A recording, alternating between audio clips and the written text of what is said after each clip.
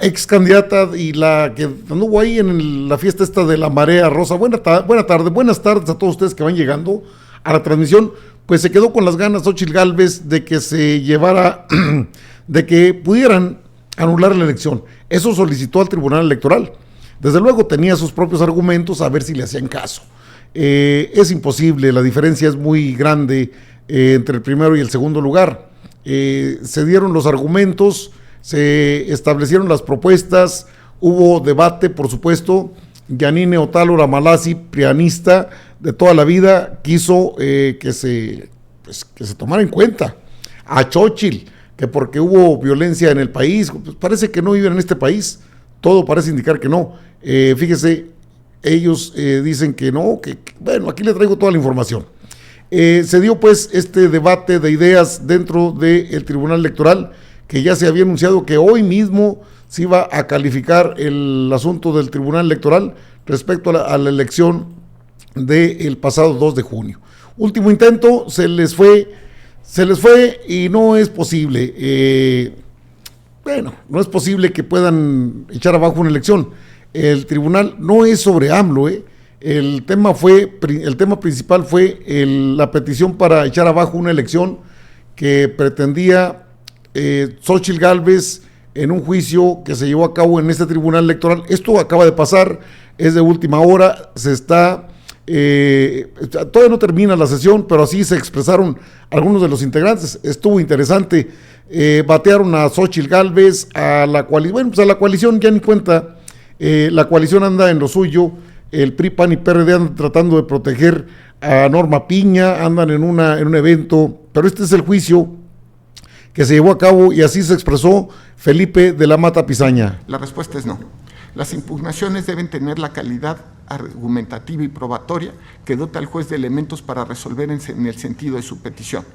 Cuestionar la voluntad ciudadana con la exclusiva presentación de vínculos electrónicos que refieren a noticias no arriba ni alcanza desde el estudio realizado a conectar la narrativa presentada con los hechos que se pretendieron acreditar. Ahora bien, a continuación expongo 3 de los temas por los cuales se buscó la invalidez de la elección. Mi compañero, el señor magistrado Felipe Fuentes Barrera, presentará el resto. Son violencia generalizada por crimen organizado, la presunta intervención de sindicatos en la elección y sobreexposición de la candidata ganadora en la pauta de diputaciones y senadurías. Comienzo con violencia generalizada por crimen organizado. Los partidos políticos plantearon que la elección presidencial no fue libre ni auténtica al haberse realizado en un contexto de violencia generalizada e intervención del crimen organizado. Sin embargo, las partes para acreditar esa supuesta violencia solo se limitaron a ofrecer como pruebas una serie de notas periodísticas y opiniones editoriales vinculadas con dicha temática, soportadas en 652 vínculos electrónicos. No es posible demostrar la intervención del crimen organizado únicamente con notas periodísticas. Efectivamente, no es posible pretender acreditar violencia generalizada solo con pruebas indiciarias de tipo electrónico, sin poderse concatenar con otros elementos probatorios que en este caso no fueron presentados, como actas de defunción, fes de hechos, denuncias penales, actuaciones ministeriales o cualquier otro elemento de prueba que realmente demostrara la existencia de violencia atribuida al crimen organizado con afectación a la elección presidencial. Es verdad que existe jurisprudencia vigente sobre la prueba contextual, entendida como una metodología para el estudio de hechos complejos mediante la flexibilización de las cargas probatorias ante la dificultad de aportar pruebas en situaciones de riesgo o afectación grave a los derechos político-electorales. Sin embargo, para realizar este tipo de análisis se debe considerar y acreditar los hechos contextuales y los específicos alegados, situación que no ocurre en el caso concreto porque los actores ni siquiera aportaron elementos mínimos para acreditar la existencia de violencia, pues no se puede partir de simples notas de internet sobre hechos aislados y focalizados. Tampoco es suficiente la mención genérica de datos sobre supuestos eventos violentos que se señalan a lo largo de la demanda, pues no se mencionan las circunstancias de modo, tiempo, lugar y contexto que permitan sostener la tesis plantada de violencia generalizada por crimen organizado con afectación a la elección presidencial. Bueno, ahí tiene usted a Felipe de la Mata Pizaña. Felipe Fuentes Barrera también se expresó. Haya producido en el procedimiento electoral. Y cuarto, que las violaciones o irregularidades han de ser cualitativa o cuantitativamente determinantes para el desarrollo del procedimiento o para el resultado de la elección. Estos requisitos sirven para analizar si la conducta es del tamaño suficiente para alterar significativamente el proceso electoral y su resultado respecto a la candidatura ganadora, lo que nos lleva a descartar aquellas irregularidades leves, aisladas o intrascendentes, a efecto de que debamos garantizar la autenticidad y libertad del sufragio, además de otorgar certeza a los actos válidamente celebrados. En el caso, los posibles efectos de las irregularidades que se hicieron valer una vez acreditadas deben medirse frente al alto porcentaje de la ciudadanía, 61.0498, como dije, que emitió su voto el día de la jornada electoral, y a la diferencia de votos entre el primero y segundo lugar, consistente en más de 16 millones de votos, lo que equivale a más del 30%. En cuanto al análisis de las impugnaciones presentadas durante este proceso electoral, y solo para complementar lo que ya ha señalado el magistrado Felipe de la Mata, abordaré tres temas principales. El primero, la intervención de servidores públicos; el segundo, el uso indebido de programas sociales; y el tercero, la actuación de autoridades electorales que son motivo de inconformidad. En cuanto al primer tema, intervención de servidores públicos, señalaré que uno de los principales argumentos presentados fue la presunta intervención sistemática y reiterada del Ejecutivo Federal en los comicios. Los recurrentes sostienen que esta autoridad emitió expresiones durante diversas conferencias matutinas que, en su opinión, se tradujeron en apoyo a favor de una de las candidaturas.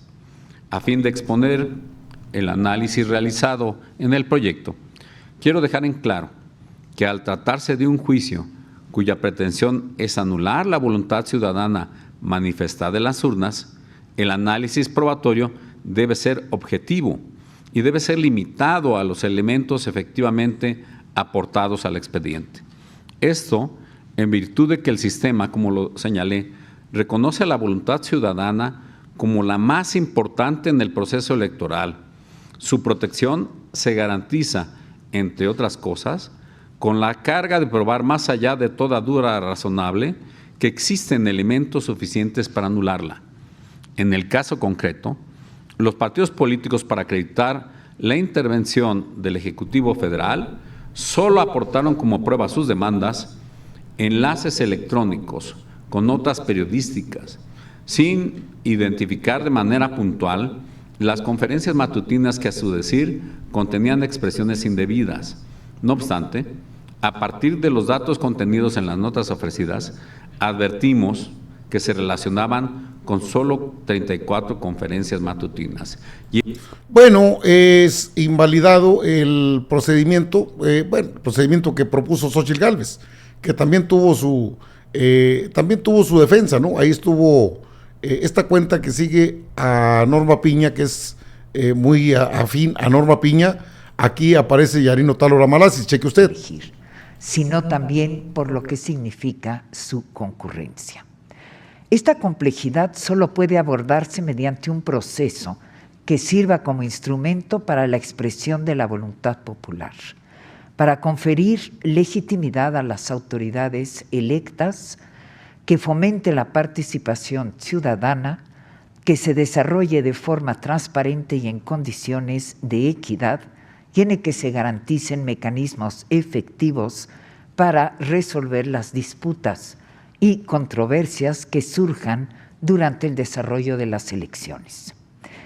Este es el contexto y la dimensión de la responsabilidad del momento que hoy nos convoca. Este es el estándar conforme al cual debe evaluarse la decisión que este Pleno habrá de emitir. Anuncio que coincido con el sentido del proyecto, consistente que es infundada la pretensión de nulidad planteada en los medios de impugnación. Sin embargo, disiento de las consideraciones expresadas en la propuesta así como de algunas partes, de algunos estudios respecto de los agravios. Previo al estudio de los planteamientos de nulidad, quisiera referirme brevemente a dos temas. Bueno, ahí tiene usted a Yanine Otálora Malasis junto con Reyes Rodríguez Mondragón. Ellos dijeron que sí era posible anular la elección. Bueno, que no la anularan, pero que sí le dieran la oportunidad de que Xóchitl Gálvez saliera como una víctima de este proceso electoral. Obvio, la magistrada presidenta les dio la puntilla, así lo hizo. En segundo término, y tal como lo señalé durante la sesión celebrada el pasado 8 de agosto, quisiera recordar que los asuntos que hoy discutimos están relacionados con las inconformidades planteadas respecto de todo el proceso electoral, lo que se debe analizar una vez que quedaron firmes los cómputos distritales de la elección presidencial, como es el caso. Es importante recordar que en ejercicio de sus atribuciones constitucionales y legales, esta Sala Superior puede declarar la invalidez o la nulidad de una elección por conculcación de determinados principios constitucionales o por la vulneración a ciertos valores fundamentales indispensables para considerar que se trató de una elección libre, auténtica, democrática, siempre y cuando se encuentren plenamente acreditadas irregularidades graves, generalizadas o sistemáticas y que resulten determinantes para el resultado de la elección.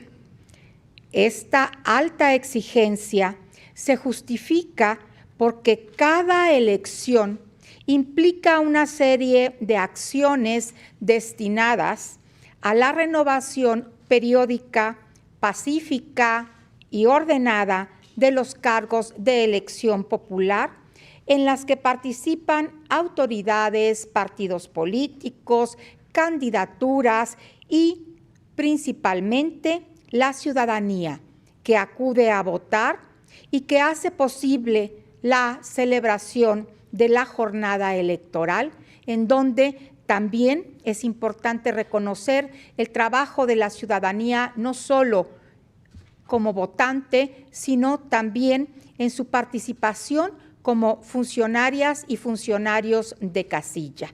A la ciudadanía que también decide participar como capacitadores, asistentes electorales. Sin ellos no sería posible que pudiera realizarse la jornada electoral. Y es por ello que este Tribunal Electoral ha calificado 4 elecciones presidenciales que han sido resueltas con apego a la legalidad y a los principios constitucionales, sin que alguna de ellas, ni esta por supuesto, estuviera exenta de alguna competencia, campañas intensas, conflictos durante el proceso electoral y posterior a la jornada electoral. Muchas y muchos de estos conflictos o diferencias son, por supuesto, en extremo riesgosos.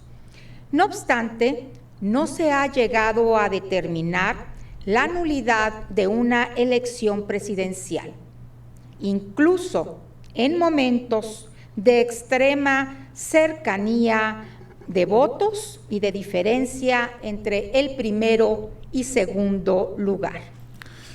Ahí te habla Felipillo, 0.25% y la validaron.